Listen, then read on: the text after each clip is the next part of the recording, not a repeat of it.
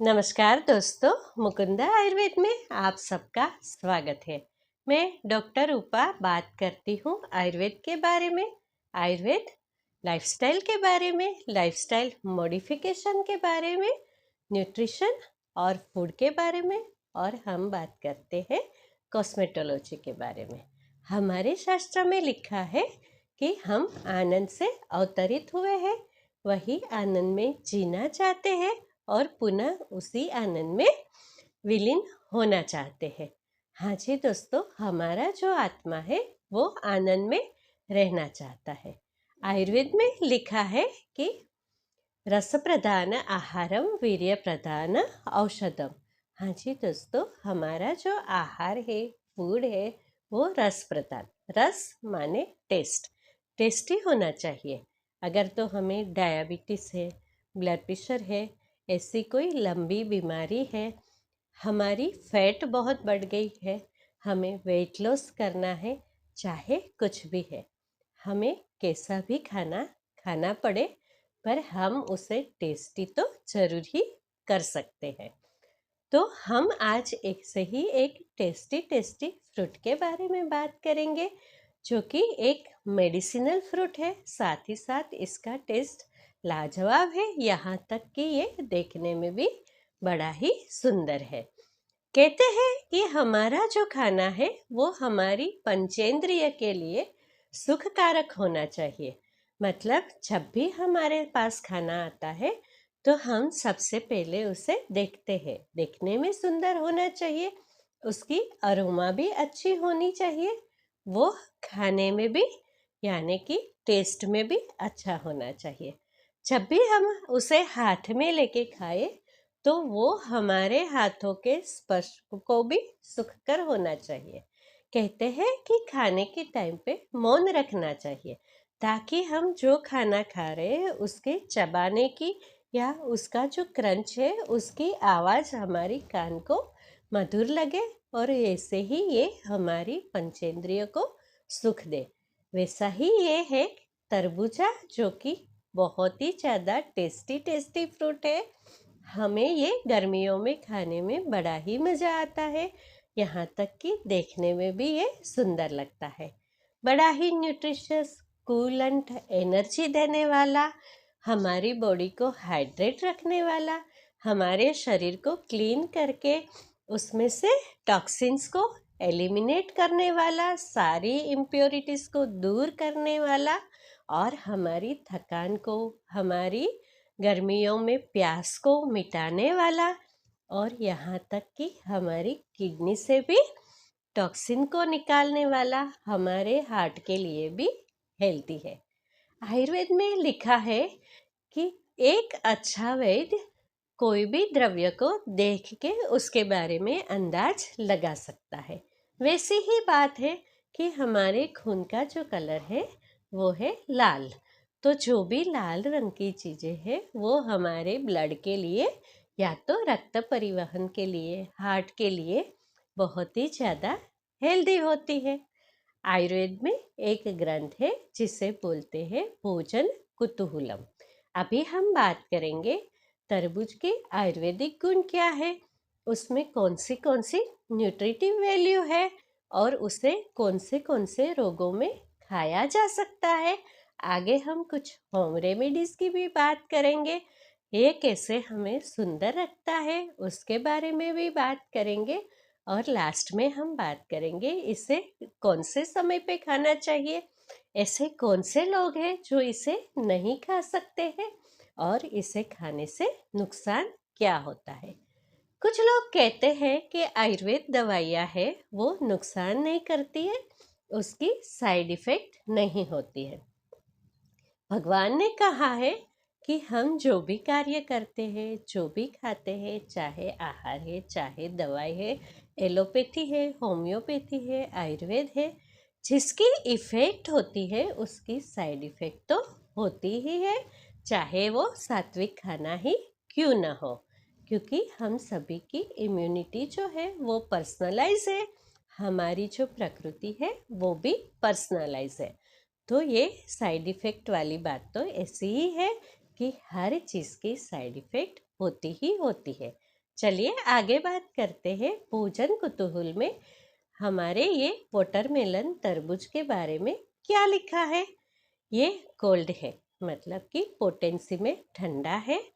पर कहीं कहीं लिखा है कि कच्चा वाला तरबूज है वो ठंडा है, बहुत ज़्यादा पक जाए तो वो गर्म है। ये थोड़ा सा कंट्रोवर्सी है। आगे लिखा है ये वृक्ष है, मतलब कि पुरुषों के लिए बहुत ही अच्छा है। ये संतर्पणजन्य है, हमारे बॉडी को लगता है उसे पुष्टि देता है। और आगे लिखा है ये बल्य है, तुष्टि पुष्टिजन्य है, हमें बल देता है, थकान को मिटाता है और हमें आनंद देके हमारे शरीर को बढ़ाता है। ये दाहशामक है, तो ये तपती गर्मियों के लिए बहुत ही ज़्यादा अच्छा है। ये एक अल्कलाइन फ्रूट है, तो ये हमारे खून को क्षारीय तत्व देता है। ये जो है वो कफ और वात को बैलेंस करता है और पित्त को बढ़ाता है। आपको थोड़ा सा झटका लगेगा, पर हाँ वैसा ही है।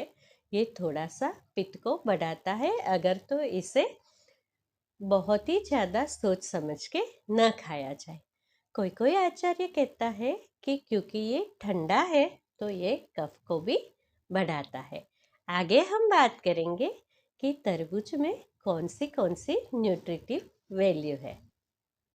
अगर हम इसकी न्यूट्रिटिव वैल्यू की बात करें तो इसमें है carbohydrate, protein, amino acid, steroid, glycoside, tannins, polyphenols और कैरोटेनॉइड्स।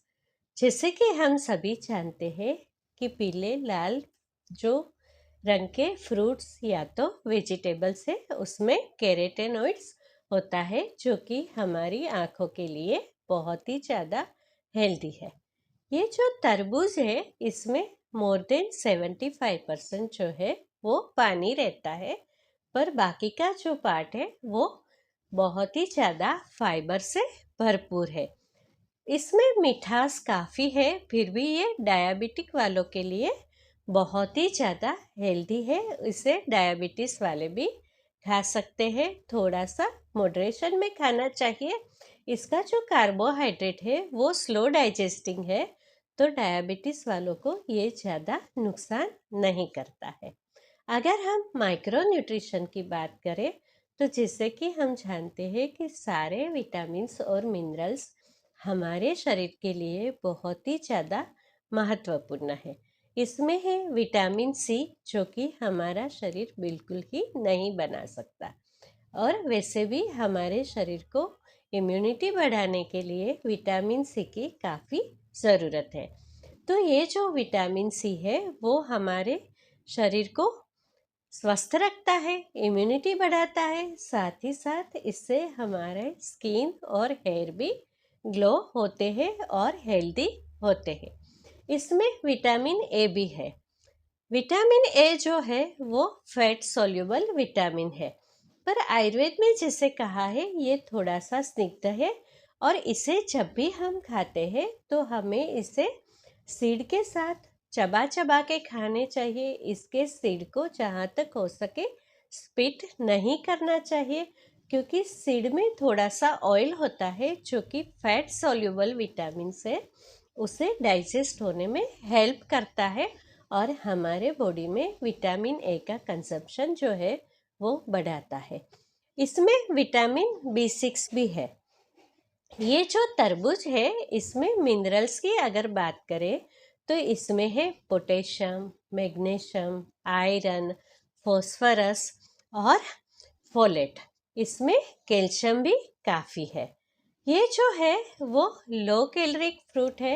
इसमें फैट और कोलेस्ट्रॉल बिल्कुल ही नहीवत है, कोलेस्ट्रॉल तो है ही नहीं। तो अगर तो आप डाइटिंग कर रहे हैं तो आपके लिए ये परफेक्ट फूड है। अगर जिसे कि ब्लड प्रेशर बढ़ता है उसके लिए तो ये बहुत ही अच्छा फ्रूट है।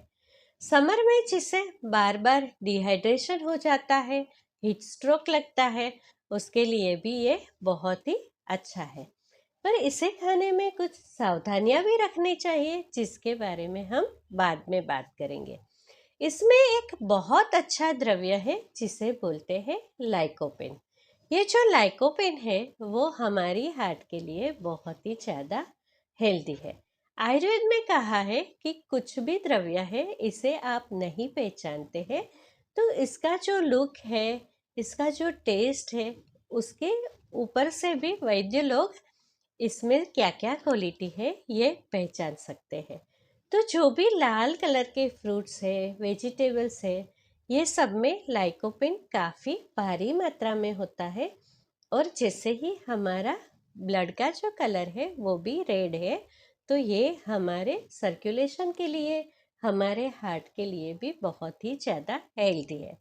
जैसे जैसे हमारा सर्कुलेशन इम्प्रूव होता है वैसे वैसे हमारे शरीर में ऑक्सीजन अच्छे से प्रवाहित होता है, तो ये हमारे शरीर में ओज और तेज को बढ़ाता है। उसी के साथ ये इन्फ्लामेशन को भी कम करता है क्योंकि ये एंटी इडिमा है।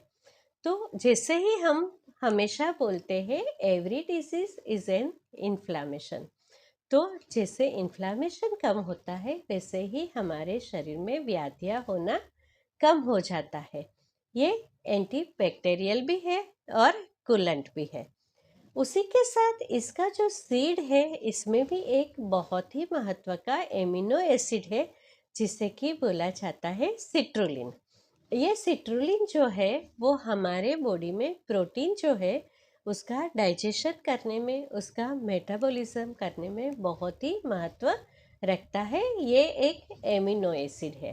तो सिट्रुलिन जब हमारे शरीर में बढ़ता है तो हमारे बॉडी में प्रोटीन जो है वो अच्छे से डाइजेस्ट हो जाता है। और आप सभी लोग जानते हैं कि प्रोटीन हमारे शरीर के लिए कितना ही महत्वपूर्ण है। उसी के साथ इसमें एक और जो है द्रव्य है जिसे बोलते हैं एल अर्जिनिन। ये जो है किडनी में होता है, इसका अच्छे से कन्वर्जन होता है, तो ये हमारी ब्लड वेसल को डायलेट करता है।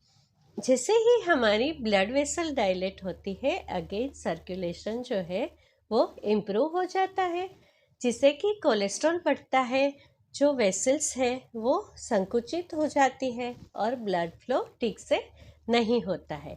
ऐसे लोगों को बहुत ज़रूरी है कि उसकी ब्लड वेसल को डायलेट किया जाए। जब भी हमारी ब्लड वेसल डायलेट होती है तो ब्लड प्रेशर भी थोड़ा सा डाउन होता है। तो ब्लड प्रेशर वालों को या तो जिसे लो ब्लड प्रेशर है इसे थोड़ा ध्यान से खाना चाहिए, जिसे हाई ब्लड प्रेशर है वो आसानी से इसे खा सकता है, पर फिर भी कुछ ध्यान रखना ज़रूरी है जिसके बारे में हम बाद में लास्ट में बात करेंगे। इसमें एक बहुत अच्छी क्वालिटी है कि ये रेडियो प्रोटेक्टिव है। बहुत ज़रूरी है इतनी ज़्यादा हीट में, और जब भी सन बहुत ही ज़्यादा तप रहा है तो हम कुछ ऐसा ले जो कि रेडियो प्रोटेक्टिव है। ये तो बात हुई मॉडर्न न्यूट्रिशन की। आगे हम बात करेंगे कि तरबूज जो है उसकी क्या क्या रेमेडीज हो सकती है। अगर हम रेमेडीज के बारे में बात करें तो वाटरमेलन का जो जूस है वो पचने में थोड़ा सरल है, तो इसे बीमार भी ले सकते हैं क्योंकि इसका फाइबर का पार्ट जो है वो निकल जाता है। जिससे कि टाइफाइड फीवर हुआ है, जो लोग खाने में परहेज करना चाहते हैं उसके लिए वाटरमेलन का जूस जो है वो बहुत ही ज़्यादा अच्छा है। ये एंटीसेप्टिक भी है, तो टाइफाइड वालों के लिए ये बहुत अच्छा है। जिसे कि लू लग गई है, हीट लग गई है, उसे चाहिए कि वाटरमेलन का जो जूस है उसमें मिश्री और भुना जीरा मिला के उसे पी ले। ये एक एक्सीलेंट कूलेंट है, आराम से डाइजेस्ट हो जाता है, आपके बॉडी में को हाइड्रेट करता है और आपको जो लू लगी है उसमें ये शांति देता है। वाटरमेलन का जो जूस है इसमें काला नमक, सेंधा नमक और पुदीना मिला के बनाया जाए तो ये आपके पाचन तंत्र के लिए बहुत ही अच्छा है। जिसे कि वाटरमेलन को डाइजेस्ट होने में प्रॉब्लम होता है, वाटरमेलन खाने से पेट में दर्द होता है, उसे पुदीना, काला नमक और सेंधा नमक मिला के वाटरमेलन का जूस लेना चाहिए। ये जो वाटरमेलन है वो क्षारीय है, क्षारीय है, तो हमारे शरीर में, खून में क्षार को बढ़ाता है। तो इसका जूस लेने से हमारा जो बॉडी है वो अल्कलाइन हो जाता है। तो आप इसे इन्फ्यूज्ड वाटर में भी यूज़ कर सकते हैं और जूस भी ले सकते हैं। ये एक एक्सेलेंट डायूरेटिक है। तो गर्मियों में जिसे यूरिन में प्रॉब्लम होता है, बर्निंग यूरिनेशन होता है और अटक अटक के यूरिन आता है, उसके लिए वाटरमेलन का जो जूस है वो एक बेस्ट रेमेडी है। ये जो है वो बेस्ट हाइपोग्लाइसेमिक है। तो इसे लेने के लिए थोड़ा ध्यान रखना चाहिए, क्योंकि ये मीठा है फिर भी हमारे बॉडी में शुगर की मात्रा को कम करता है, ऐसा कुछ स्टडी सजेस्ट करता है। तो जिसे शुगर कम होती है उसे वाटरमेलन कम मात्रा में लेना चाहिए या तो बड़े ध्यान से लेना चाहिए। शायद इसीलिए कोई कोई इलाकों में वाटरमेलन के ऊपर मिश्री थोड़ा छिड़क के लिया जाता है। ये एक बेस्ट एंटीऑक्सीडेंट है और जैसे हम सभी जानते हैं कि हमें एंटीऑक्सीडेंट लेना बहुत ही ज़्यादा ज़रूरी है। अभी हम बात करते हैं वाटरमेलन को कब खाना चाहिए, कितना खाना चाहिए, कब नहीं खाना चाहिए और उससे क्या नुकसान होता है। सबसे पहली बात है कि वाटरमेलन को खाने का बेस्ट जो टाइम है वो है ब्रेकफास्ट और लंच के बीच में, या तो फिर जब भी सूर्य काफ़ी सर पे हो, मतलब कि लंच के बाद और शाम के 5 बजे से पहले। हाँ जी दोस्तों, ये टाइम वाटरमेलन खाने के लिए बेस्ट है, क्योंकि ये डाइजेशन में थोड़ा हेवी है। इसमें फाइबर जो है वो भर भर के है। किसी किसी का डाइजेशन वीक है, या तो जो अध्यशन करते हैं, अति मात्रा में खाना खाते हैं और खाना डाइजेस्ट होने से पहले ही बहुत भारी मात्रा में वाटरमेलन खाते हैं, उसे इससे ब्लोटिंग भी हो सकता है और एसिडिटी भी हो सकती है, क्योंकि उसे खाया हुआ जो खाना है उसे पचा नहीं है, तभी ही भारी मात्रा में वाटरमेलन लिया है, क्योंकि इसमें बहुत सारा फाइबर है। तो आप बिल्कुल ध्यान रखिए कि इसे बड़ी ही ज़्यादा मात्रा में नहीं खाना है, मध्यम मात्रा में खाना है, अपनी भूख को देख के खाना है और अपना डाइजेशन देख के खाना है। तो जिसे भी वीक डाइजेशन है इसे नहीं लेना चाहिए, क्योंकि इसका फाइबर जो है वो इंटेस्टाइनल लोड है, इसे बहुत ही ज़्यादा बढ़ाता है। शाम को वाटरमेलन नहीं खाना चाहिए, रात को भी नहीं खाना चाहिए, क्योंकि इसमें बहुत ज़्यादा पानी की मात्रा है और ये थोड़ा ठंडा है, तो ये आपको कफ को बढ़ा सकता है, आपको सर्दी खांसी कर सकता है। और क्योंकि ये इंटेस्टिनल लोड को बढ़ाता है, तो अगर आप रात को वाटरमेलन खाते हो तो इसके डाइजेशन में प्रॉब्लम होता है और आपके आंतों के लोड को बढ़ा के ये आपको तकलीफ दे सकता है, एब्डोमिनल पेन भी दे सकता है। तो आज हमने बात किया वाटरमेलन के बारे में, इसकी न्यूट्रिशन वैल्यू के बारे में और इसका क्या क्या रेमेडी है और ये हमारे बॉडी को कैसे इफ़ेक्ट करता है। तो दोस्तों, मेरी बातों को इतने ध्यान से सुनने के लिए आप सबका बहुत बहुत धन्यवाद।